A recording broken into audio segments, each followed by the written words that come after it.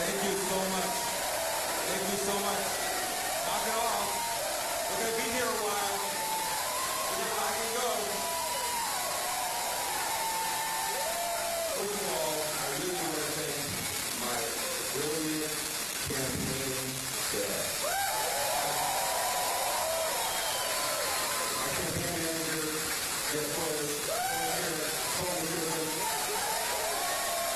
my campaign chairman,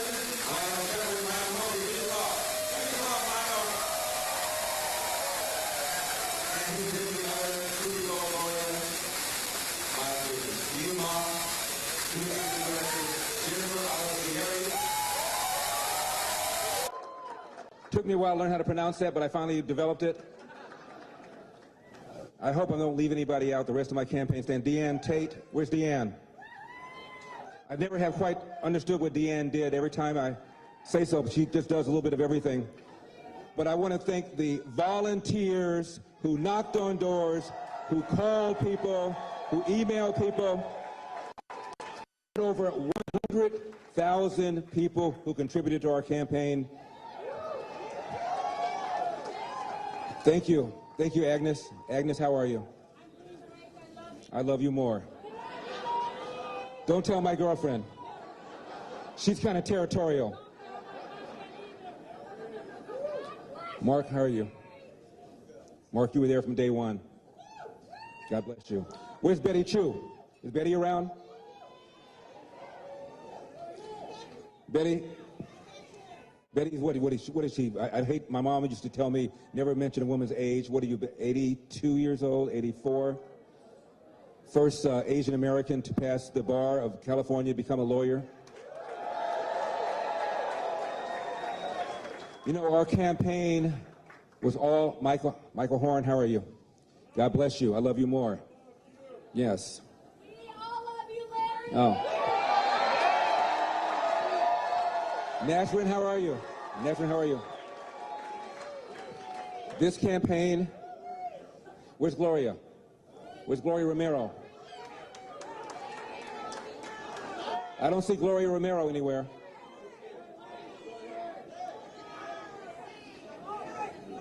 There she is, Gloria Romero. Gloria, let me say something about Gloria Romero. You know who Gloria Romero is. Gloria Romero is a Democrat. I'm hoping a recovering Democrat, but we'll see. She was the Senate Majority Leader. She crossed party lines. She's still a Democrat. Like my mother was still a Democrat. My brother was still a Democrat. I couldn't get them to change their party, but I got them to vote a lot more sensibly. Gloria crossed state party lines and supported my candidacy because of the issue of school choice. Because of the issue of school choice. As you know, my opponent, Governor Gavin Newsom, come on, let's be gracious. Let's be gracious in defeat. And by the way, we may have lost the battle, but we are going to win the war.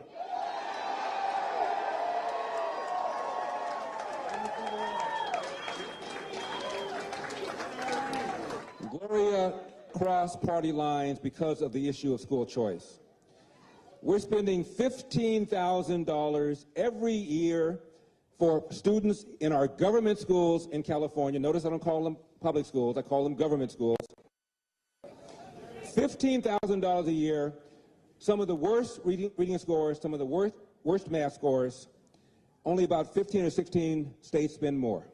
And the students that are getting the raw end of the deal are the black and brown students who comprise 80% of the government students in our government schools. They're getting the worst teachers, the worst principals, the worst administrators, the worst outcomes. What is the route from poverty to middle class? At least finish high school. One, presumably, where you can read, write, and compute at grade level, and that is not happening. I read a study that said roughly 5% of government teachers across the nation are incompetent. Roughly 5%. I have no idea whether that's true of California, but let's assume for a moment that it is. There are 300,000 public school teachers in California. Any given year, 2.2 are fired. If it is true that 5% are incompetent, that means 15,000 are incompetent. 2.2 every year are fired. Again, I'm not saying that applies to California, but assuming it does, imagine if that applied to cops in LA. I'm in LA. 10,000 force, assuming 15% were incompetent. We're talking about 500. 500. Doing what? Planning evidence? Engaging in racial profiling? Using excessive force? We wouldn't put up with it. We'll put up with 15,000 incompetent public school teachers. That is why Gloria and I support school choice. So the money... So the money goes into an account, education savings account, that the parent can control, put the kid in a charter school, a private school, a religious school, or God forbid, homeschooling. The reason we started this campaign is because this man, Governor Gavin Newsom, was sitting up there at the French Laundry restaurant with lobbyists who contributed to his campaign, with the people who drafted the mandates that they were violating by not wearing masks, by not engaging in social distancing, while telling you to do it. Meanwhile, his own kids were enjoying in-person private education. Now, he incurred a $12,000 wine tab. No, I don't know what they ordered, but I bet you it wasn't Mad Dog 2020. Crime up. Crime up. 41% in LA, and I'm talking about shootings, homicides. Under this governor, 20,000 convicted felons were released early. What could possibly go wrong? The other day, former Senator Barbara Boxer was mugged in Oakland. You're not cheering for Barbara Boxer being mugged, are you? This is a rough crowd. It's a rough crowd. Also, I wanted to give some love to Arnie Steinberg. Arnie Steinberg, my strategist. Arnie, you were brilliant. Absolutely brilliant. Also, Jenny Sand is here. Jenny, without you, I probably wouldn't have run. Jenny Sand, Pastor Jack Hibbs. Dennis Prager. And again, my chairman, Lionel Chatwin, all of whom advised me to run. But ultimately, I decided to run because I felt that I could do something about the crime. I could do something about the homelessness. I could do something about the fact that California has now hit $800,000 average price of a home. That's 150% above the national average. Outrageous because of the stranglehold the environmental extremists have had over Gavin Newsom and have had over Sacramento. Love you more. We have 5 seasons in California now. The 5th one is fire because of the poor forest management. Outgoing Governor Jerry Brown had a plan to clear 500,000 acres of fallen trees, dead trees, and dry vegetation, and our governor claimed that he cleared 90,000 acres, which would have been a drop in the bucket if it were true, but it wasn't. According to the LA Times, he only cleared 13% of what he said he would, which meant he exaggerated by a factor of 7.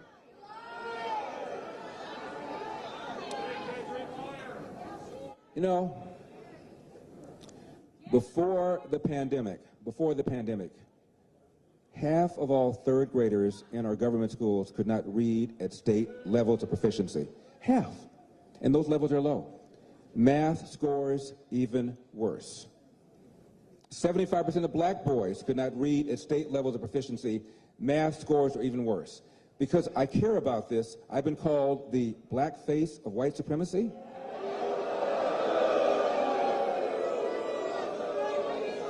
We're running out of water in California. We haven't added to our water infrastructure in 40 or 50 years when the state was half its size. It's not like voters don't know what to do. We pass bond measure after bond measure after bond measure for more reservoirs, to raise dams, for more underground water storage, and yet the water drains right out into the Pacific Ocean. There is a desert nation in the Middle East. It's called Israel. Because of desalination, they are now water self-sufficient. They got a little body of water next to them called the Mediterranean. We have a little body of water next to us called the Pacific Ocean. We can't figure this out? Rolling brownouts? Are you kidding me? Rolling brownouts. Because we're forcing our utility companies to invest tens of millions of dollars into weather-dependent, unreliable sources of energy called wind and solar. A war on oil and gas. It almost takes an act of Congress to get a permit to drill an oil well or to drill for natural gas. Many of the middle-class jobs, working-class jobs related to those industries are all now gone. For the first time in our state's history, never happened before. What are we, 170 years old? I think, Arnie, you were there when it first happened, right? First time in our state's history, people are leaving. A net migration out of California. I love the smile, sir. Net migration out of California. And when middle-class people cite as the reason for leaving, the number one reason they cite is they cannot afford the price of a home. Average price has just hit $800,000, which is 150% above the national average, largely because of the environmental extremists that allow people to file a lawsuit to stop any development project for any reason for an indefinite period of time. It is outrageous. And businesses are leaving. More businesses have left California this year. You left too? You're leaving soon? You're leaving soon? Yeah. More businesses have left California so far this year than have left all of last year, and the rate at which people are leaving California is nearly twice the rate that they've left the last 2 or 3 years. There's a magazine called CEO Magazine. You know, I've mentioned that magazine. It's been around for 17 years. 17 years. They've asked CEOs, which is the worst state in which to do business, based upon taxes, based upon spending, based upon the power of the public sector unions, based upon whether or not the state has a pro-business or an anti-business attitude. For 17 consecutive years, California has been determined to be the worst state in which to do business. Now, nobody cares about millionaires and billionaires, to quote Bernie Sanders. Highest state income tax in the nation, 13.3%. There are 40 million people living in California. 1% pay half of the state income taxes, and the state income taxes are the largest source of revenue. 1% account for half of all the state income taxes. So when a millionaire or billionaire leaves California, he or she is taking that massive tax base with them, leaving less money for the things government is supposed to do. This is what we're facing. Rising crime. Declining quality of our public schools. Shut down the state to the point where 1/3 of all small businesses are now gone forever. We've only recovered half of our jobs pre-pandemic as opposed to 2/3 of the rest of the nation because we're paying people not to work.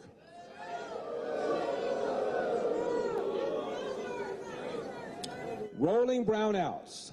Water shortages. Farmers in Kern County tell me now they are rationing water. I can't think of anything that this man has done in the last 2 years that suggests he deserves another day in office. However, we recognize that we lost the battle, but we are certainly going to win the war. We're forcing We are forcing them now to pay attention to the problem of homelessness. We are forcing them now to do a better job on schools. We are forcing them now to do a better job on clearing our forests. We're forcing them now to do a better job about energy. We are forcing them now to pay attention to the things they should have paid attention to 2 years ago.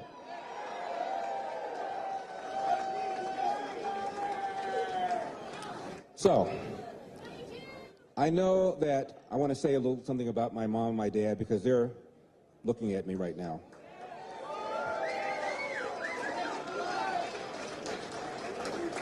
You know, my dad came here in 1945, didn't have 2 nickels to rub together, 8th grade dropout who did not know who his biological father is, cleaned toilets full-time, 2 jobs, one for Nabisco brand bread and one for Barbara Ann bread. Saved up enough nickels and dimes to start a little cafe in an area of LA called Pico Union. Bought a house uptown in South Central that is now worth $700,000. I only mention that because it's still in our family, wonderful for us, but somebody who had an 8th grade dropout education, who worked 3 or 4 jobs, could not have a stay-at-home wife, as my dad did, educating 3 boys until the last of us went to middle school, could not duplicate that path because of the outrageous cost of living in California, largely driven by these environmental extremists that have had a stranglehold over Gavin Newsom and have had a stranglehold over Sacramento. We're going to turn that around. They're going to have to pay attention to that now. They weren't going to before, but now because of us, because of you, they're going to have to pay attention to that. So we have lost a battle, but we are absolutely going to win the war. Absolutely.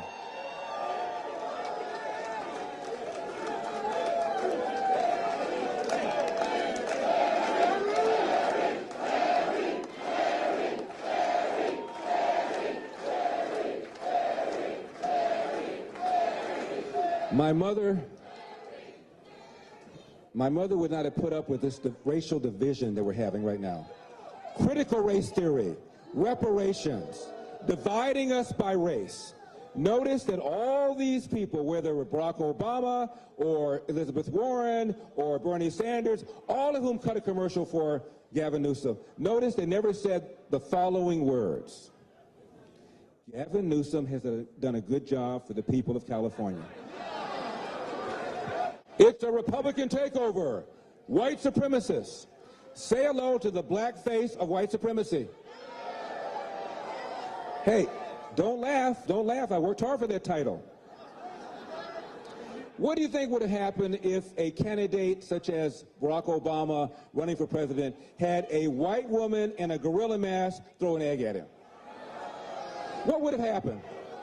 Front page news, Washington Post. Front page news, New York Times. Systemic racism, alive and well in America. They would have been talking about it in Bangladesh. But with me, nothing.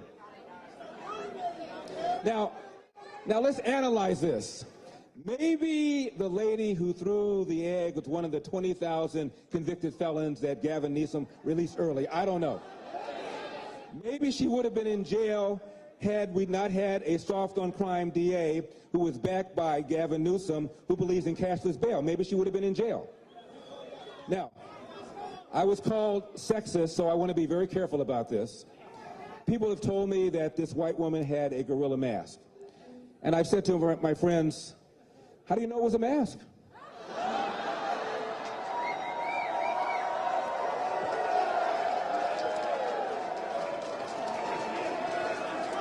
I don't know. You know, and I have never suggested that anybody should vote for me because I'm black or against me because I'm black. I don't go there. As far as I'm concerned, after we elected the first black president, everything else after that is anticlimactic. Okay? Okay? But, front page article in the New York Times. It was negative, all about me, never once mentioning my race, that I'm black, never once mentioning that if I were to win, I'd be the first black governor of California. Now, I'm fine with that. I'm fine with that. But on the same page, equally long article about, quote, the first female governor of New York. Now, She had a D at the end of her name, so it's relevant she's the first. I have an R at the end of my name, and suddenly I'm no longer black. It's amazing how that happens. Astonishing how that happens. How astonishing how that happens. They try to divide us on race. They want black people not to think about the fact that families have been destroyed because of the welfare state. They don't want black people to think about the decline of the quality of public education. They don't want black people to think about jobs. All they want is black people to think about oppression, that you are under siege, you are a victim. Really? In 2021, after we elected the first black president who got a higher percentage of the white vote than John Kerry did 4 years earlier? Knock it off. Knock it off. Knock it off. It divides us by race. We believe in the dream of MLK, judging people by content of character, not color of skin. And let me tell you something. To the extent that it is humanly possible, America has achieved that dream. Come on. Larry, the headline's going to be, I'll speak slowly because I know CNN is here. Headline. Come on. Headline's going to be, Larry Elder says there's no racism in America. No, I didn't say that. Hell, 8% of Americans believe Elvis is still alive. I don't know what to tell you. But to the extent that it is humanly possible, we have achieved the dream of Martin Luther King, where people are being evaluated by content of character and not color of skin. Knock it off.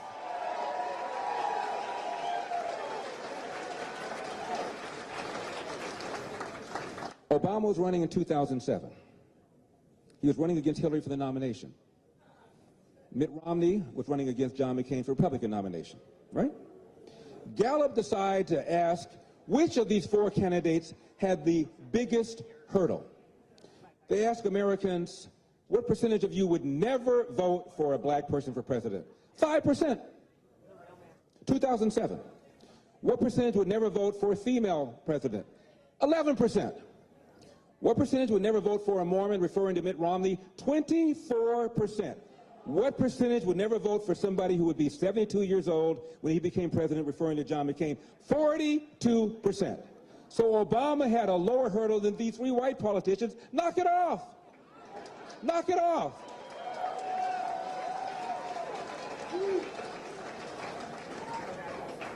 Speaking of the former president,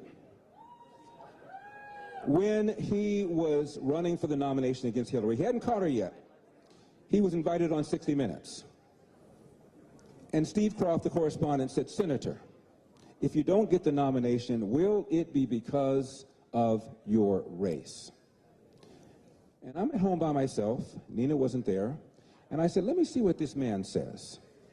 And he said, no. If I don't get the nomination, it will be because I have not articulated a vision that the American people can embrace. I said, hallelujah. He's not what I call a victocrat.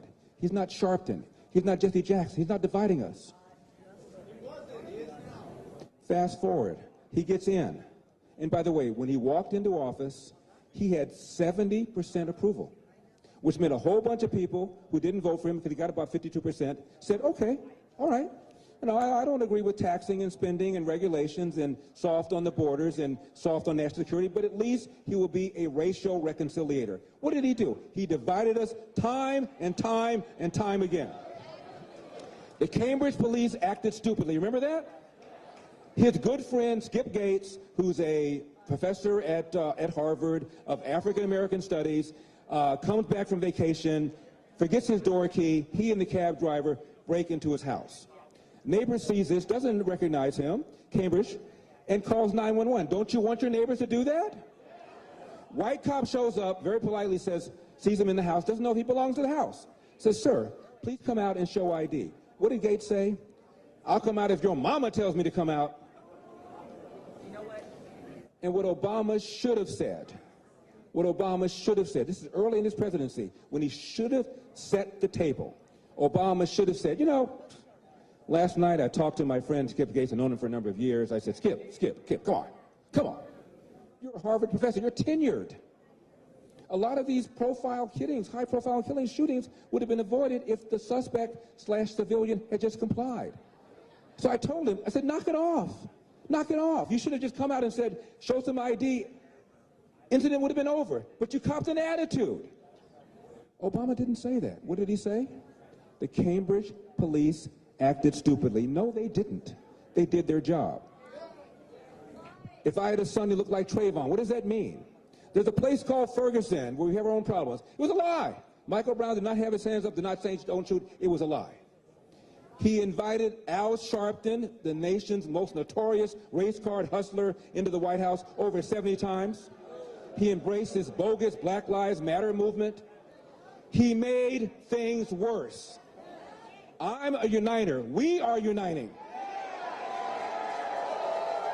We are going to bring this country together. We are going to bring this country together because we know what the real problems are, and they have nothing whatever to do with racism.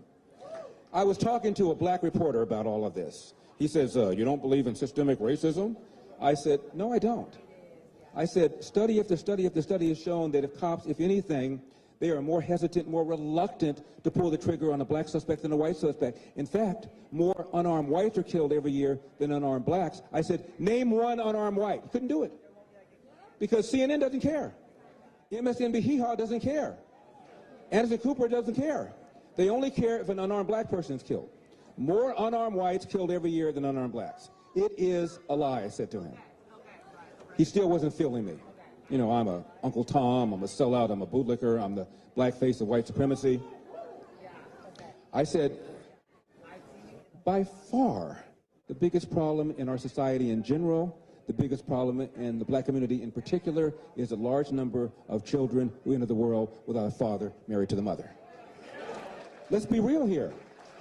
Let's be real. He didn't want to hear it. I said, all right, let's do this. Get out your magic wand. Stephen Sachs, much love. Zana, get out your magic wand. Stephen Sachs, I've known him for a number of years, from South Africa. He can tell you what apartheid is really like. We're in apartheid state America. I mean, really? So, I said, get out your magic wand. Wave it over America. Remove every smidgen of racism from the hearts of white people. Now, everybody in America who's white thinks like Mother Teresa, I said to him. Do we still have the phenomenon where 70% of black children enter the world without a father married to the mother? Forget about elder. I love to quote left-wing people whenever I can. Barack Obama once said, only said it once, he got hammered, doesn't say it anymore, a kid raised without a father is 5 times more likely to be poor and commit crime, 9 times more likely to drop out of school, 20 times more likely to end up in jail. Now, 25% of black children entered the world without a father married to the mother in 1965. Now the number is 70%. I said, do we still have that phenomenon? By the way, 25% of white kids now enter the world today without a father married to the mother. Half of all Hispanic kids enter the world without a father married to the mother. 40% of all children do because when Lyndon Johnson launched the so-called war on poverty, $20 trillion later, we are incentivizing women to marry the government and incentivizing men to abandon their financial and moral responsibility. And I said to him, after you wave this wand, do we still have the situation where the #1 cause of preventable death for young white men is accidents, like car accidents or drownings, whereas the #1 cause of preventable death for young black men is homicide, almost always at the hands of another young black man? Do we still have the phenomenon, I told him, where of the 15,000 annual homicides every year, half of the victims are black, even though blacks are only 13% of the population? Do we still have that phenomenon? Do we still have the phenomenon where a young black man is 8 times more likely to be killed than a young white man? I said, if the answer to that series of questions is true, then I submit to you that systemic racism is not the problem and critical race theory and reparations are not the answer. Knock it off. Knock it off. Our movement is about bringing people together and dealing with the problems that we have of crime, of homelessness, of people leaving this state because of the high cost of living, because we have the highest state income tax in the nation, because we have high regulations, because we're not managing our forests properly, because we're not managing our energy grid properly, and we are not investing in our water infrastructure. These are the kinds of things that we're going to deal with. It's not about race. Knock it off.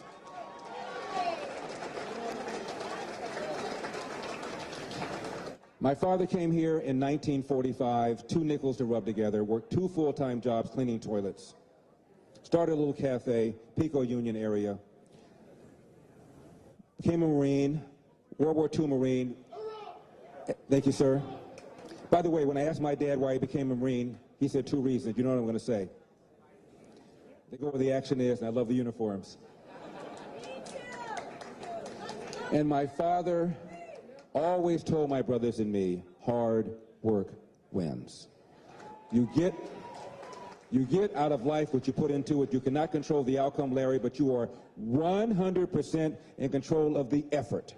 And before you complain about what somebody said to you or did to you, go to the nearest mirror, look at it, and say, what could I have done to change the outcome? And finally, my father always told this to my brothers and me, no matter how hard you work, how good you are, sooner or later, bad things are going to happen. How you deal with those bad things will tell your mother and me if we raised a man. And every day, I try to please my mother and my father by trying to convince them that they, in fact, have raised a man.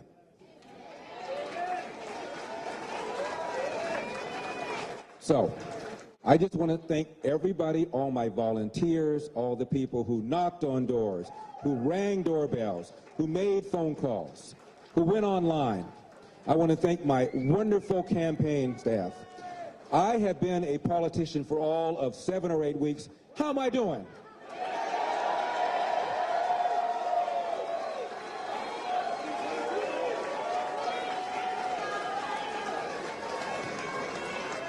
They are now listening in ways they never listened before. They're now hearing us in ways they never heard us before. They're now going to work our problems the way they've never done before. I'm not somebody like my opponent who was born on third base and thought he hit a triple. I'm somebody from the inner city whose parents came here, as I said, with nothing, who worked hard, love you too, who worked hard, who believed in the American dream. And we believe in the American dream. We believe in a country. We believe in the vision of Martin Luther King.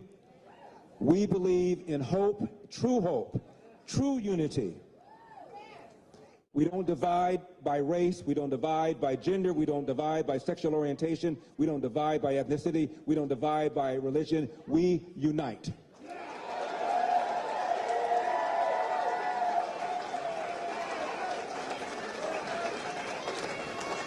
My opponent referred to this recall as a move to take over California by white supremacists.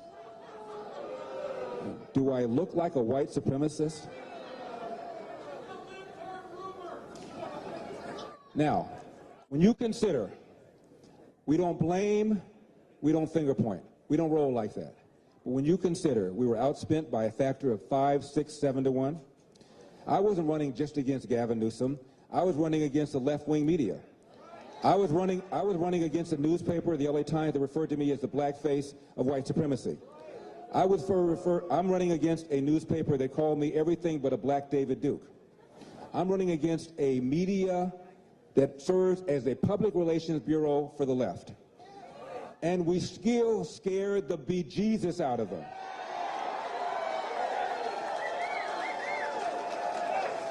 That's why they brought in Barack Obama. They brought in Bernie Sanders, a socialist who owns 3 homes, but I digress. They brought in Senator Warren. And as I said before, all they did was call this a Republican takeover. I mentioned State Senator Gloria Romero. 63% of Hispanics voted for this man just 2 years earlier. And Gloria, you know this, the majority of Hispanics now want him out over the issue of school choice. The majority of declined estate voted for him just 2 years ago. Now the majority want him out. And they're calling this a Republican takeover. It is insulting to the people of California who signed their petition and who voted yes on the recall. It is insulting. But that's how they roll.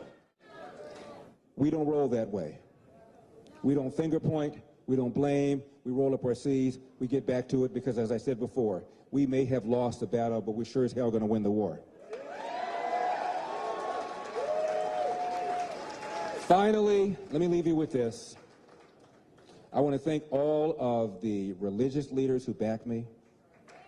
Pastor Joe Pettick of Huntington Hills, Pastor Jack Hibbs, Chino, Pastor Joe Franklin, Fresno, Pastor Paul Chappell, Lancaster. Hope I'm not leaving anybody out. You all got my love, and I love you so much. And I must tell you, I have been overwhelmed by the support. Men, women coming up to me, crying, saying that for the first time, you've now given me hope that things can turn around. Now, tomorrow I'm going to be asked by all the members of the media, what are you going to do next? What happens after this? Christian, thank you for your love. What happens after all of this? As a former radio host, let me just say this. Stay tuned. God bless you. May God bless California. We got a state to save. Pay attention, you just may learn something. It's the Save, Larry Elder.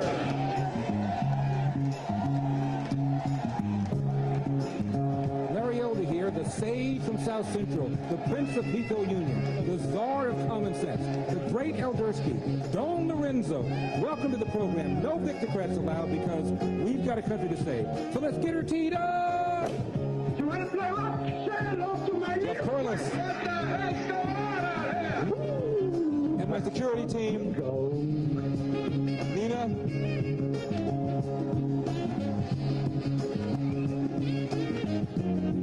Jennifer, come on.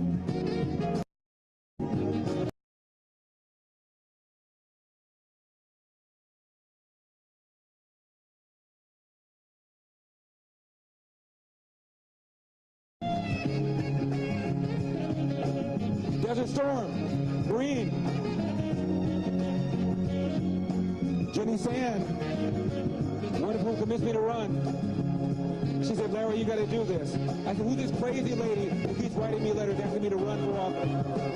Are we proud of him or what? Stephanie Marshall, Communications Director, Communications Department, Press Secretary, whatever. Arnie Steinberg, Strategist, Lionel Chetman, Chairman. All right, you got it. Betty Chu.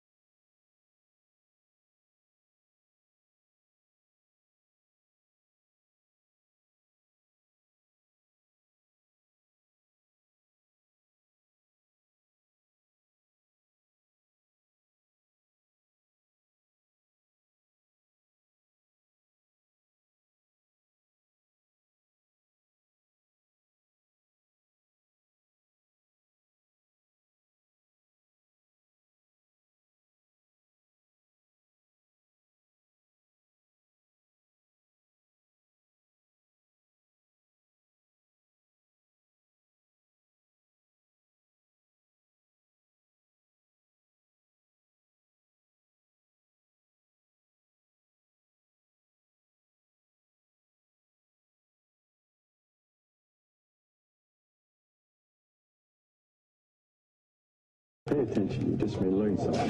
It's the Save, Larry Elder.